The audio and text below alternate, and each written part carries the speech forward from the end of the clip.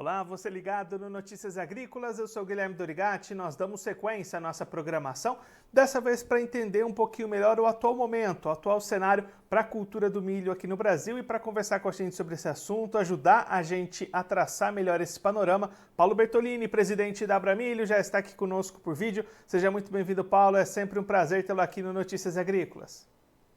Prazer estar aqui com vocês. Um abraço. Paulo, vamos começar olhando para a segunda safra desse ano, 2024, colheita encerrada, safra encerrada aqui no Brasil. Que balanço que a gente pode fazer desse ano para o produtor de milho aqui no Brasil? Um ano começou com bastante dúvida de área, de clima. Que balanço final a gente pode fazer dessa safra? Não foi uma safra bastante desafiadora, né? Em termos de climáticos, em termos de custos e também em termos de remuneração do produto. Ela foi vencida sem eu vou dizer assim, muito êxito por parte de renda, quando você olha especificamente a renda, porque nós tivemos uma redução aí significativa em algumas áreas e regiões em função da frustração de safra, em função da falta de chuvas. Tivemos ainda custos elevados e uma expectativa de preços ainda bastante abaixo do que seria o necessário para que a cultura do milho fosse uma cultura, considerada uma cultura com uma lucratividade bastante significativa. Mas é importante entender que o milho tem sido, ao longo desse tempo, principalmente nas regiões do centro-oeste, em que ele entra logo após a soja, uma diluição de custos fixos e de despesas fixas da atividade agrícola como um todo. Então, ele ajuda a ratear esse custo, né, com uma receita a mais. Ele também é importante na questão da rotação de cultura e na colocação de matéria orgânica, né, essa palhada toda produzida numa lavoura de milho, que acaba beneficiando a soja na sequência. Então, esse casamento soja e milho, ele é bastante sinérgico, né, e positivo ao ponto de absorver um momento de crise ou um momento de baixa renda da cultura só do milho. E aí, Paulo, ainda olhando para essa temporada, olhando para as exportações, como é que vocês estão acompanhando esses embarques que estão bastante menores do que os do ano passado, né?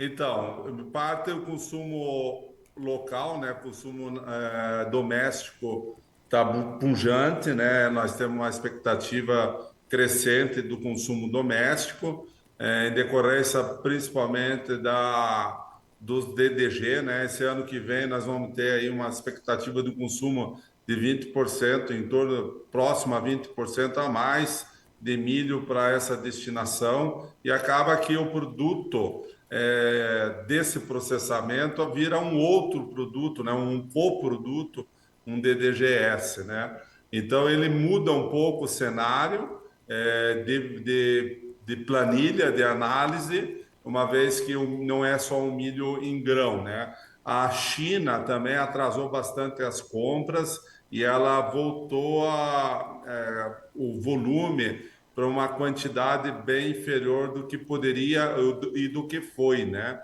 no ano passado. Nós ainda estamos com milho um pouco caro, né, em comparação com o mercado internacional, mas na medida que a gente agregue infraestrutura no Brasil, que reduza o custo pós-colheita, aí eu envolvo a questão de transporte, né, rodovia, ferrovia, e também principalmente a questão da armazenagem, que tiram renda, a falta de armazenagem, né, que tiram renda do produtor, uma vez que a gente evolua nessa questão de infraestrutura e também haja um aumento na demanda localizada para etanol de milho, né? Isso dá liquidez a esse mercado, proporciona também ao produtor de milho a possibilidade de uma negociação ou fixação futura. Então, ele muda todo esse cenário. Então, o milho tem uma perspectiva, no nosso entender, muito positiva para o Brasil, ao ponto da Abramilho ter falado e tem sistematicamente afirmado que o Brasil vai ser o país do milho, né?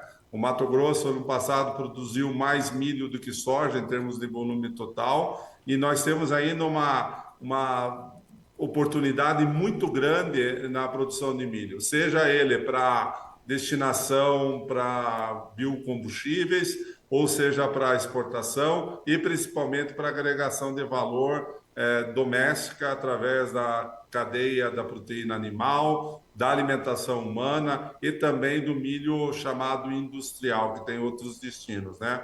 Do milho se pode ter 700, 800 coprodutos a partir de um processo industrial do milho. Então, há uma perspectiva muito boa, positiva, que é que a gente consegue afirmar que o Brasil será o país do milho. E aí, Paulo, olhando daqui para frente, até tomando como base esse cenário que você destacou aqui para a gente, o que a gente pode esperar dessa próxima temporada, safra 24-25? Já tem plantio de verão acontecendo? Qual que é a expectativa ali para a segunda safra, para a primeira safra, olhando para essa próxima temporada? Então, a primeira safra, que está baseada praticamente quase toda ela no sul do país, ela está estagnada em termos de número e alguns anos um pouquinho decrescente. Isso é ruim porque, na verdade, esses estados aqui do sul, principalmente o estado de Santa Catarina, é um estado que precisa importar milho de outras regiões em função de não ter uma produção suficiente para atender a sua demanda. Mas a perspectiva do número geral é que o próximo ano a gente consiga ter o segundo maior volume da história de milho, apesar de todas essas dificuldades e perspectivas em termos de incertezas em termos de clima que nós temos hoje e também em relação a custos mais altos, né? Mesmo assim, a gente deve fazer mais de 120 milhões de toneladas de milho na próxima safra, que seria 24-25, e isso também numa aposta de que o consumo nacional continue crescendo. E aí, Paulo, nesse cenário também, olhando para o milho, para as exportações, para o mercado, a gente recebeu recentemente o pessoal da ProSoja, a ProSoja Mato Grosso, a ProSoja Brasil, eles bastante preocupados com relação à lei anti-desmatamento aprovada lá na Europa. Como é que o setor do milho, vocês da Bramilho, estão acompanhando essas discussões? Pode ter impacto para os produtores de milho também essa situação? O impacto não é direto nesse momento, mas a gente imagina que isso venha a acontecer no segundo momento, já que essa lei estaria mais direcionada aos produtores de soja. Só que boa parte dos produtores de soja, ou quase todos eles, em algum momento plantam milho, né? Então, eles também são afetados, os produtores de milho, nessa dinâmica. E é um processo que ainda está muito incerto se vai ser aplicado mesmo essas normativas a partir desse final de ano, se isso vai ser prorrogado, de que forma a gente vai ser afetado e qual a intensidade dessa normativa europeia. De qualquer forma, nós estamos estudando junto com os produtores da Argentina também, e fazermos junto uma aliança em tentar argumentar e trabalhar para que essa normativa, essa legislação europeia, ela tenha um impacto menor aqui sobre a produção agropecuária brasileira.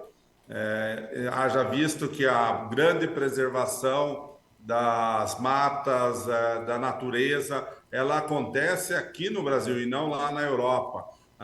Nós aqui, em especial, pelos produtores rurais brasileiros, que seguem o Código Florestal, respeitam a nossa legislação brasileira e até a gente tem comentado, talvez se a gente exigisse uma reciprocidade diplomática, exigir que também os europeus cumpram a nossa legislação quanto à questão da preservação ambiental, as áreas de preservação permanente e a preservação legal, né?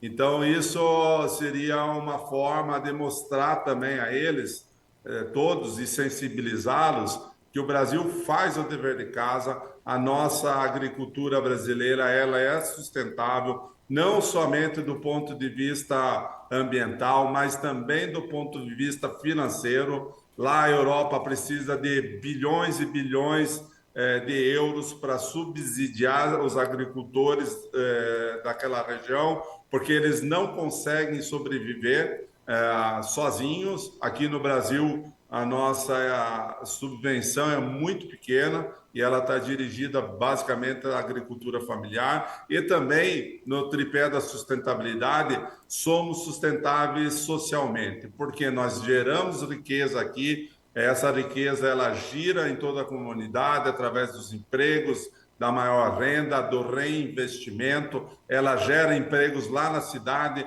porque toda a cadeia de fornecimento da agricultura está dentro das cidades. Ela também é socialmente sustentável, uma vez que a gente olha para projetos como o Prospera, lá no Nordeste brasileiro, que transformou e tem transformado agricultores familiares de menos de 1 hectare a produtores autônomos com viabilidade econômica, com alta produtividade, empregando tecnologia, em especial a biotecnologia, técnicas de produção modernas, mecanização, tudo isso sem nenhum recurso governamental, basicamente feito pela iniciativa privada e com produtores que têm vontade de mudar a sua vida, a vida da sua família e impactando positivamente para toda uma região.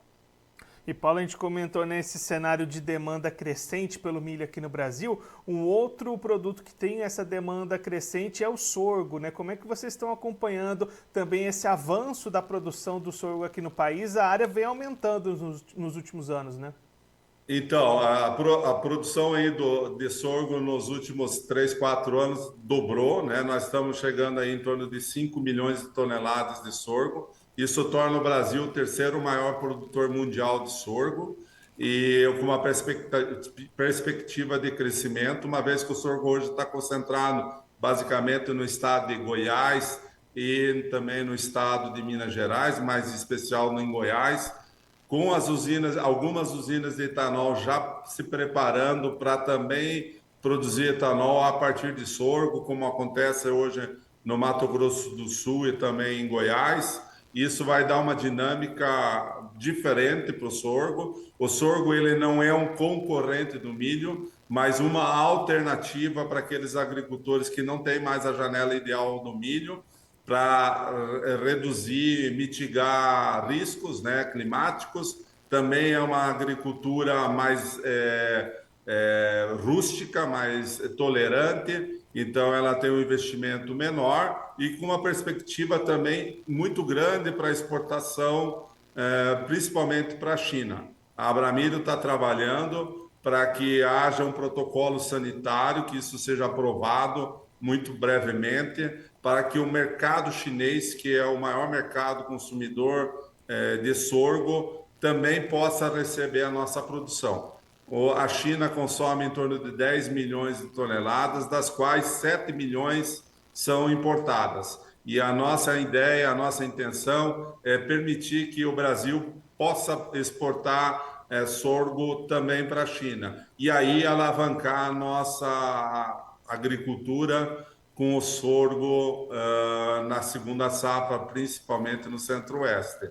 Para isso, além de todos os trâmites que estão sendo feitos lá pelo MAPA, com o apoio da Abramilho, nós estamos organizando uma comitiva, uma delegação, uma chinesa, para que ela venha visitar na próxima safra, que deve ser lá por volta de maio do ano que vem, campos de produção em pelo menos 3 estados aqui no Brasil, para que esse protocolo ele se complete do aspecto de exigência por parte da China e aí sim se permita a liberação daquele país poder importar a nossa produção. E aí, Paulo, até nesse sentido, né, o presidente da China deve estar aqui no Brasil nas próximas semanas, próximos meses. Isso também pode ajudar de alguma forma essas tratativas? Exatamente, ele vem aqui para o G20 em novembro e a nossa ideia é fazer com que a China possa liberar já de imediato esse protocolo, né, para exportação, começar o processo de exportação de sorgo e que as visitas, com o compromisso do Brasil, fazer com essa delegação veja os campos de produção aqui no Brasil. Paulo, muito obrigado pela sua participação, por ajudar a gente a entender melhor todo esse cenário para milho, para sorgo aqui no Brasil. Se você quiser deixar mais algum recado, destacar mais algum ponto para quem está acompanhando a gente, pode ficar à vontade. Eu agradeço Notícias Agrícolas, sempre um grande parceiro na divulgação das atividades da Abramilho.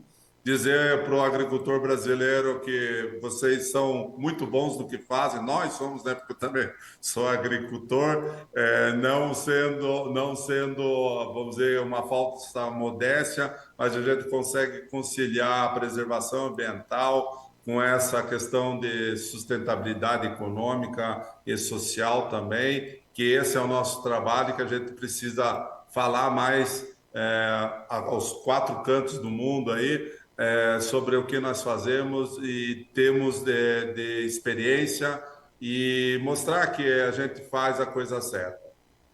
Paulo, mais uma vez, muito obrigado. A gente deixa aqui o convite para você voltar mais vezes, a gente continuar acompanhando essas movimentações para o cenário de milho e de sorgo aqui no Brasil. Um abraço, até a próxima. Abraço, tudo de bom.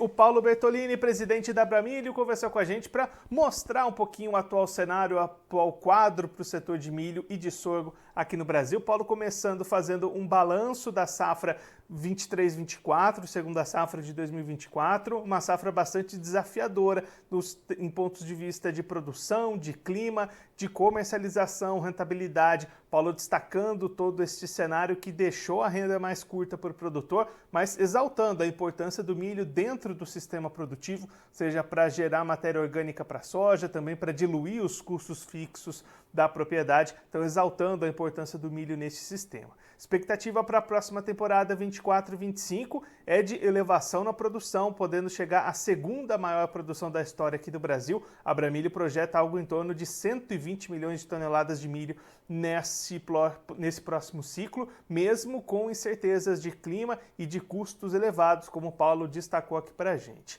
O cenário que sustenta esse otimismo do ponto de vista da produção é a demanda crescente, especialmente no mercado interno, cenário de etanol de milho, também o DDG, formando o DDGS como subproduto, são novas oportunidades, novas opções de comercialização para o produtor, então nessa esteira, essa expectativa de aumento na produção por parte da Abramilho nessa próxima temporada 24-25.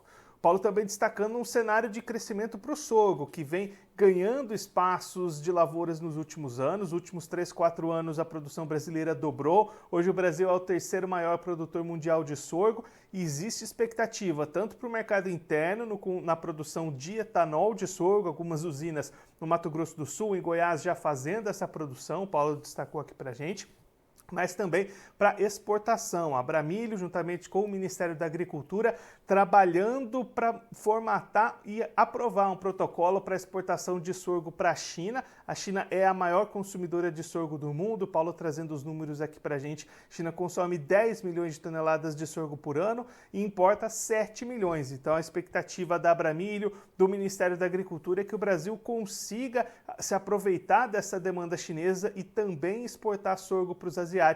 Isso seria um grande impulso para o mercado de sorgo que, como a gente destacou, tem crescido cada vez mais aqui no país. Agora eu vou ficando por aqui, mas a nossa programação volta daqui a pouquinho. Notícias Agrícolas, informação agro-relevante e conectada.